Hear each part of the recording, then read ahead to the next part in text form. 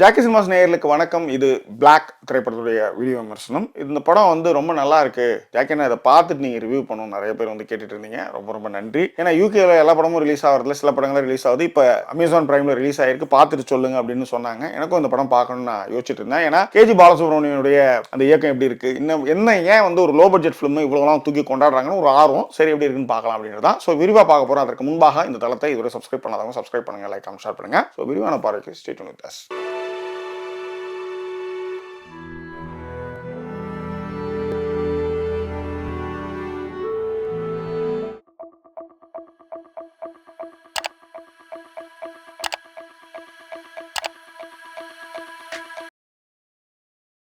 இந்த படத்தினுடைய அதிகார தழுவல் என்னன்னா 2013 வந்த கோஹரன்ஸ் அப்படின்ற ஆங்கில படத்தினுடைய திரைக்கதை தழுவல் அப்படின்றதான் படத்துல சொல்லியிருக்காங்க. பட் என்ன பொறுத்தவரையிலும் அந்த படத்துடைய கான்செப்ட் என்னன்னா 60 வருஷத்துக்கு ஒரு வாட்டி வரக்கூடிய சூப்பர் மூன், இந்த சூப்பர் மூன் காலகட்டத்தில் வரக்கூடிய டைம் லாப்ஸ், டைம் சேஞ்சிங், அதுல வந்து ஒரு சிலர் வந்து உலர நுழையும் போது வெவ்வேறு டைம் லைன்ல அவங்க போய் வந்து வாழ்க்கையை வந்து வாழறாங்கன்னு வச்சுக்காங்களேன். ஸோ இதுதான் இந்த படத்தினுடைய அடிநாதம். இந்த படம் பார்க்கும்போது இதுல கோஹரன்ஸ் வந்து நம்ம வந்து இப்ப அதுல வந்து படிச்சோம். ஆனா அந்த படம் பார்க்கும்போது எனக்கு என்ன தோணுச்சு அப்படின்னா விவேரியன் ஒரு ஃபிலிம். ஏன்னா இவங்க ஃபர்ஸ்ட் வந்து அந்த அதுல இருந்தெல்லாம் எடுத்திருக்காங்க. இந்த கதையை வந்து அவங்க எடுத்துக்கிட்டாலும் கூட செலவே இல்லாம எடுக்கணும் போது விவேரியன் ஒரு ஃபிலிம். அது வந்து இதே மாதிரி தான் வந்து ஒரே மாதிரியான வீடுகள்லாம் இருக்கும். இதே மாதிரி ரியல் எஸ்டேட் வீடு பார்க்கறதுக்கு போவாங்க.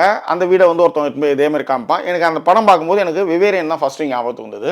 அடுத்ததா வந்து இன்னொரு படம் என்னன்னா கால்டோ லேக். இது சமீபத்தில் வந்து ஃபேமஸான ஒரு ஃபிலிம். இந்த படத்தை ரிவ்யூ நம்ம பண்ணியிருக்கோம். இந்த கால்டோ லேக் வந்து என்னன்னா அதே மாதிரி ஒரு இடத்த நீங்க கிராஸ் பண்ணும்போது, இப்போ எப்படி இந்த படத்துல வந்து பிளாக் அப்படின்னு வந்து ஒரு கருப்பான ஒரு பகுதியை கிராஸ் பண்ணும்போது டைம் லாப்ஸ் வர மாதிரி ஒரு கதை வச்சிருக்காங்க இல்லையா, அந்த மாதிரி கால்டோ லேக்லயும் அதே மாதிரி ஒரு விஷயம், ஒரு சூப்பரான ஒரு ஸ்வீட் சர்ப்ரைஸ் ஒரு விஷயமா அந்த படத்துல வச்சிருப்பாங்க. இந்த விவேரியன் அப்புறம் இந்த கால்டோ லேக், இந்த ரெண்டு படமும் தான் எனக்கு ஞாபகம் வந்து. ஆனா இவங்க வந்து கோஹரன்ஸ் அப்படின்ற படத்துல இருந்து எடுத்திருக்கோம் அப்படின்ற மாதிரி தகவல் சொல்லியிருந்தாங்க. ஆனா இதனுடைய ரெஃபரன்ஸ் நீங்க படம் பார்க்கும்போது உங்களுக்கு தெரியும். நான் ஏன் வந்து விவேரியன் சொல்றேன் அப்படின்றது உங்களுக்கு நல்லாவே தெரியும்னு வச்சுக்கோங்களேன். படத்துல வந்து ஜீவா, பிரியா பவானி சங்கர், விவேக் பிரசன்னா இவங்க தான் பிரதான கதாபாத்திரங்கள். ரொம்ப சூப்பராகவே பண்ணியிருக்காங்க. ஒரு சின்ன கான்செப்ட், அந்த கான்செப்டை குழப்பம் இல்லாமல் ரொம்ப எளிமையா பார்வையாளனுக்கு புரியுற மாதிரி சொன்னதான் இந்த படத்தை வந்து நான் கொண்டாடுறதுக்கு மிக முக்கிய காரணம். கதாபாத்திரங்கள்ல ரொம்ப சிறப்பாகவே அவங்க எல்லாமே நடிச்சிருந்தாங்க. பிரியா பவானி சங்கரா இருக்கட்டும், ஜீவாவா இருக்கட்டும், விவேக் பிரசன்னாவா இருக்கட்டும், சூப்பராகவே பண்ணியிருந்தாங்க. டெக்னிக்கலா இந்த படமும் ஸ்ட்ராங்கா தான் இருந்தது. கோகுல் பினாயோட சினிமோகிராஃபி வந்து இந்த படத்துக்கு மிகப்பெரிய பலம். அப்புறம் ஆர்ட் டைரக்டர்,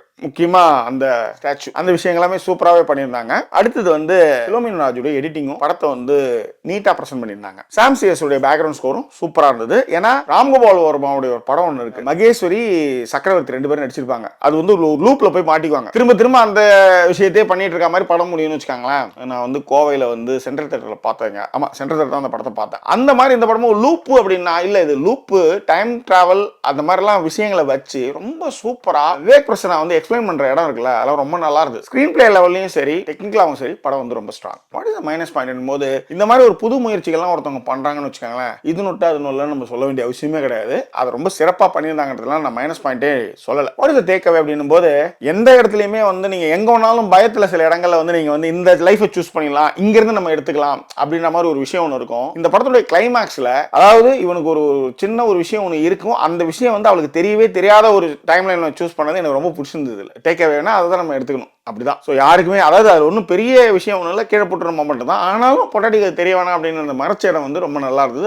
அது திரைக்கதையிலையும் ரொம்ப நல்லா பண்ணியிருந்தாங்க. What is the conclusion rating? நான் முன்னாடியே சொன்ன மாதிரி ரொம்ப எளிமையான ஒரு கதை. அந்த எளிமையான கதைக்கான செட்டு கிட்டுலாம் பெருசா இல்லாம ஒரு பார்லயே கூட ஒரு சின்ன ஒரு சாங் ஒன்று வச்சு அங்க ஒரு சின்ன சண்டை அப்படின்ற மாதிரி நம்ம வந்து கிளப்பி எடுத்துன்னு போய் லூப் மாதிரி எடுத்துன்னு போய் அதுக்கு பிறகு அதுக்கு வந்து விவேக் பிரசன்னா வந்து ஒரு எக்ஸ்பிளைன் பண்றாப்ல இல்லையா, அந்த எக்ஸ்பிளைன் பண்றதா இந்த படத்தினுடைய விஷயம். அது அழகா படம் வரைஞ்சி, அதாவது 1 to 2 தான் போகணும்னு அவசியம் இல்ல, 1ல இருந்து 3 4 5 6 7 8 போய் நேரா போய் 10ல கூட போய் நிக்குன்ற மாதிரி அதை எக்ஸ்பிளைன் பண்ண இடத்துல தான் இந்த படம் வந்து அடுத்த கருத்து நிக்குது. கிளைமேக்ஸும் வந்து ரொம்ப ஃபர்ஸ்ட் கிளாஸா முடிச்சிருந்தாங்க. அந்த படத்தினுடைய கிளைமேக்ஸ் வந்து நிறைய பேர் புரியாம நிறைய பேர் இருப்பாங்க. அந்த படத்தினுடைய கிளைமேக்ஸ் வந்து இப்படிதான் அப்படின்றதையும் டைரக்டரே வந்து எக்ஸ்பிளைன் பண்ணதும் ரொம்ப நல்லா இருந்தது. ஏன்னா நிறைய பேர் புரியலன்னு மண்டையை குழப்பிட்டு இருப்பாங்க. அதுவும் நம்ம படம் பார்க்கறப்போ ஓரளவுக்கு புரிஞ்சுது. அவர் சொல்லும்போது இன்னும் வந்து ரொம்ப கிளியராகவே வந்து அது தெரிஞ்சுது. ஒரு நல்ல சயின்ஸ் ஃபிக்ஷன் படம் பார்க்கணும்னு நினைக்கிறவங்க பிளாக் படத்தை மிஸ் பண்ணாதீங்க. அமேசான் பிரைம்ல அவைலபிளா இருக்கு. இந்த படத்திற்கான ரேட்டிங் வந்து அதாவது கதையை உருவிலாம் பண்ணாம இந்த படத்துல தான் நான் எடுத்திருக்கேன்ற நேர்மையா சொன்ன வகையில 5க்கு 4 நான் இந்த படத்துக்கு கொடுக்குறேன். காரணம்னா ஒரு ரசிக்கிற மாதிரி ஒரு எளிமையா தெளிவாக சொன்ன விதத்துல இந்த படம் வந்து பெரிய இடத்துல நிக்குதுன்னு நான் சொல்லுவேன். Don't miss it. வேற என்ன, இயக்குனர் பாலசுப்ரமணிக்கு நம்மளுடைய வாழ்த்துக்கள் இந்த நேரத்தில் வச்சுக்கோம். மீண்டும் வேறு ஒரு எபிசோட் சந்திக்கிறோம். அதோட நன்றி கூறி வருது உங்கள் ஜாக்கி சேகர். நன்றி, வணக்கம்.